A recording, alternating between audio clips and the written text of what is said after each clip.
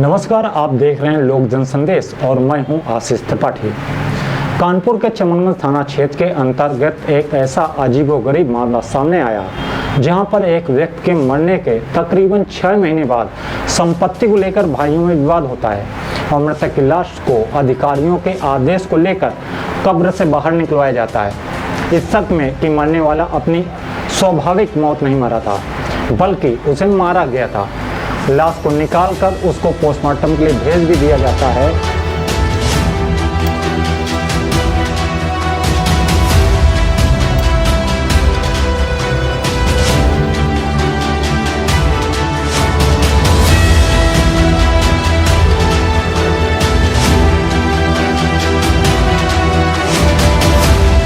वहीं दूसरा पक्ष जिस पर आरोप है कि उन लोगों ने साजिशन अपने भाई को मार दिया, उन लोगों का कहना है कि मृतक भाई की संपत्ति पर बीजेपी के एक बड़े नेता की नज़र पड़ चुकी है, इसलिए वह हम भाइयों को लालच देकर आपस में लड़वा कर खुद संपत्ति का मालिक बनना चाहते हैं। वहीं बीजेपी के नेता से बात की गई तो उनका कहना था कि वह इस संपत्ति पर करीब 2 करोड़ रुपए खर्च कर चुके हैं और उनके और मृतक के बीच में जो एग्रीमेंट हुआ था उसको भी मृतक के भाइयों ने साजिशन पहले कैंसिल करवाया, फिर उन्हें गलत इंजेक्शन देकर मार दिया गया।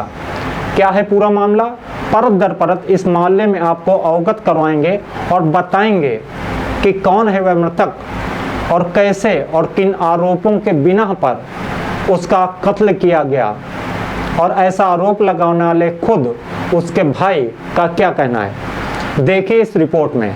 साजिशन इनकी हत्या कर दी गई है। ये अस्पताल का आप डेथ सर्टिफिकेट देख सकते हैं, ये आपके सामने मौजूद है। वही परेशान करे हुए थे और खड़े होकर इंजेक्शन भी उन्होंने लगवाया था। जब हम लोग अजमेर से लौटे तो पूरे घर में कब्जा सब उन्हीं लोग ने कर लिया था पूरा। आप कौन हो? हम इनके बेटे हैं। तो फिर हम रहे नहीं, लेकिन ये लोग बीवी बच्चों को हमारे टॉर्चर करते रहे। हम लोग को बहुत परेशान करते थे कि कभी आके चिल्लाते थे मेरे, कभी जो है भैया चाबी हमें बना चाबी दे दो। कानपुर के चमनगंज थाना क्षेत्र के डिप्टी पड़ाव में एक बिल्डिंग है जिसको शाह बिल्डिंग के नाम से जानते हैं। आज इस अपार्टमेंट की करीब कीमत करोड़ों में है और इस अपार्टमेंट को बनवाने वाले सोहेल, जो शाह बिल्डर्स के नाम से जाने जाते थे, आज अपनी मौत के करीब 6 महीने बाद भी तकलीफ में नजर आते होंगे क्योंकि उनके भाई आपस में उस संपत्ति के लिए लड़ रहे हैं जो उनकी है ही नहीं।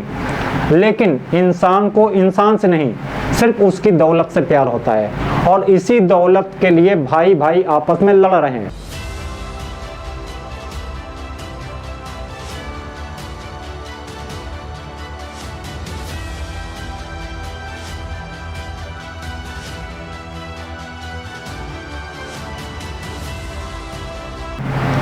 शाह बिल्डर्स के मालिक सोहेल ने शहर में कई संपत्तियां बनवाई।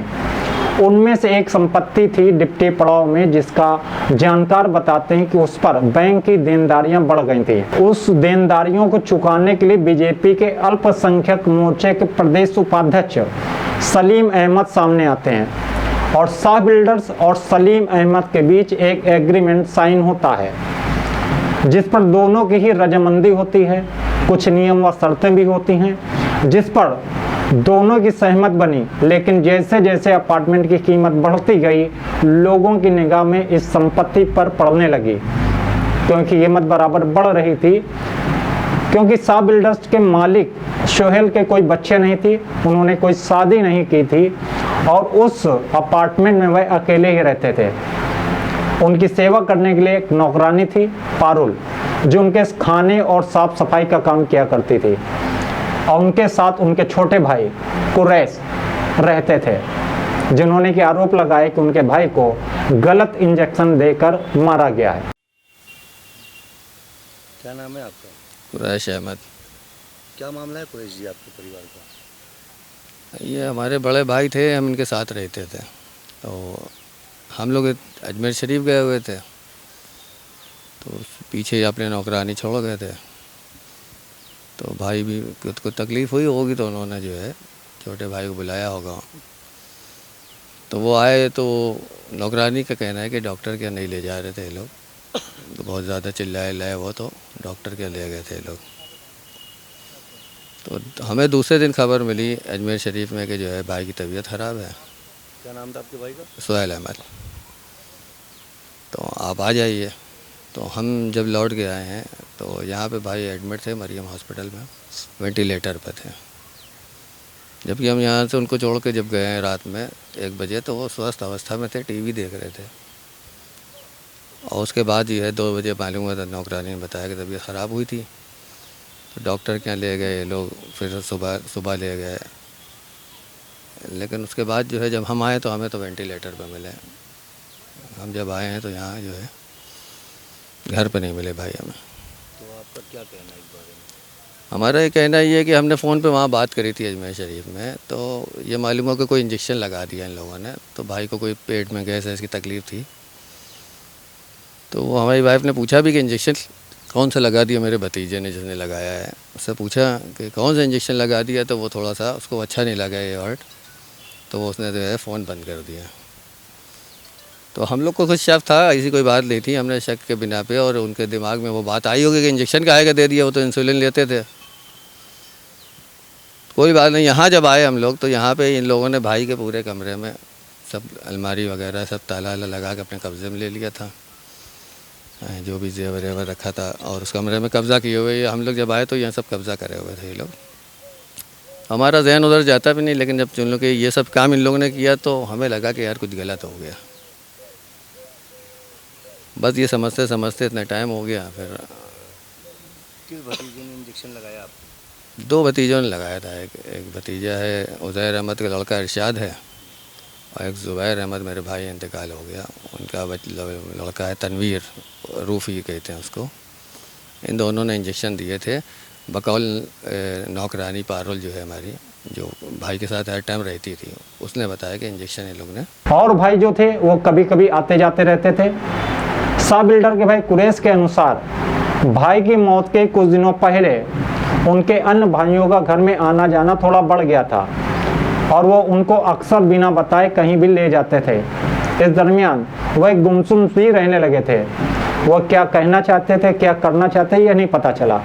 लेकिन अचानक ही मौत से 10 दिन पहले साजिशन, आरोप लगा रहे हैं कि साजिशन वह सलीम अहमद से किया गया एग्रीमेंट तोड़ देते हैं। इधर 1-2 महीने से इनका आवागमन बहुत हो गया था, और भाई को कुछ समझाते हम जाते थे, अक्सर कभी कभी बाहर ले जाते थे ये लोग इस नज़रिए से। तो हमने कई बार पूछा भी, तो कह रहे यार दवा डॉक्टर को दिखाने ले गए थे। हालांकि कभी डॉक्टर को दिखाने जाना होता था तो नीचे डॉक्टर रहता था, हम दिखाते थे ले जाके।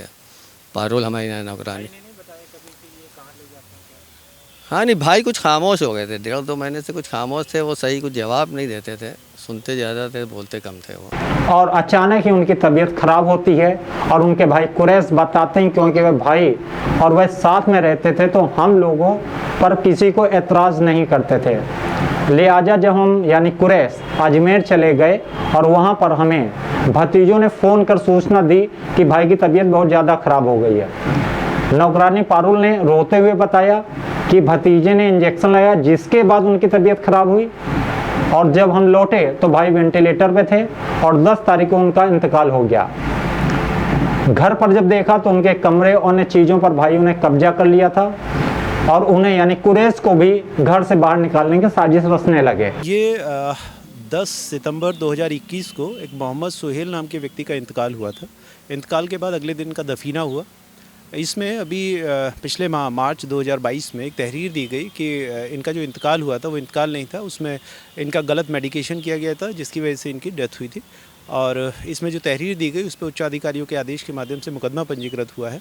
आज इसमें ACM 3rd साहब यहाँ मौजूद हैं, थाने का फोर्स मौजूद है, पारिवारिक जन मौजूद हैं, उनके सामने आज ये इसमें बॉडी एक्सह्यूम कराई जा रही है। एक्सह्यूमेशन के बाद बॉडी को पोस्टमार्टम के लिए भेजा जाएगा, और उसके बाद इसमें आगे की वैधानिक कार्यवाही सुनिश्चित की जाएगी। अगले भाग में हम आपको दिखाएंगे कौन लगा रहा है कुरैश और बीजेपी के नेता पर करोड़ों की जमीन हड़पने का आरोप, और क्या सा बिल्डर ने सचमुच ने कोई शादी नहीं की थी। वो भी एक छुपी हुई कहानी है कि सा बिल्डर्स ने कैसे इतनी संपत्तियां बनाई, उसको भी दिखाएंगे। और सलीम अहमद का क्या कहना इस बारे में, ये भी दिखाएंगे।